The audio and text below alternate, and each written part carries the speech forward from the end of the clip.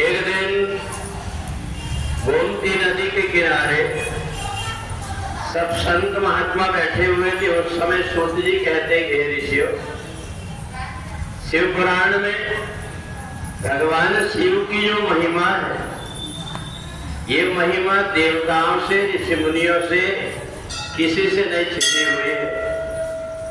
जब भगवान विष्णु का पृथ्वी में दो रूप से, नर और नारायण रूप से अवतार हुआ, तो उस समय भगवान नारायण हमेशा प्रसन्न रहते हैं।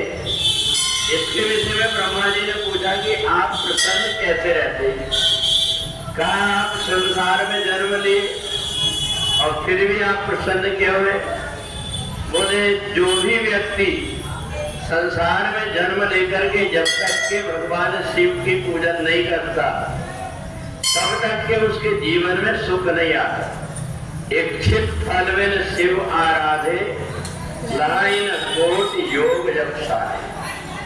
तो इसलिए भगवान नारायण ने देखा कि मैं भी इस पृथ्वी लोक में आया हूं, तो मैं भी भगवान नारायण के मन में विचार आते ही उन्होंने नर से कहा कि ऐसा मन कर रहा है कि कोई एकांत स्थान में बैठ करके भगवान शिव का चिंतन किया जाए।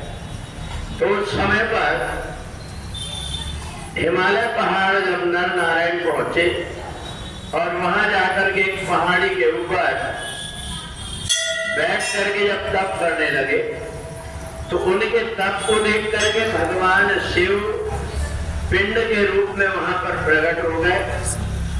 और जैसे ही आंख खोला नर नारायण ने, तो देखते हैं भगवान शिव मूर्ति में विराजमान है। भगवान नर नारायण ने कहा, प्रभु आप यहीं पर निवास करिए।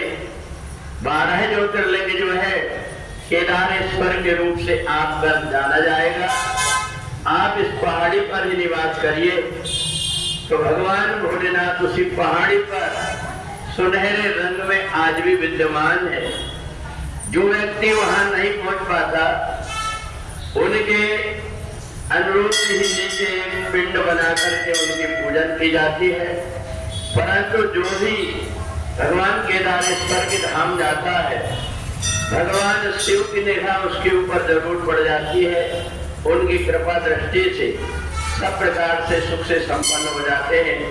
तो इसलिए ज्योतिर्लिंग के रूप में भगवान केदारेश्वर हिमालय पर्वत पर आज भी विराजमान।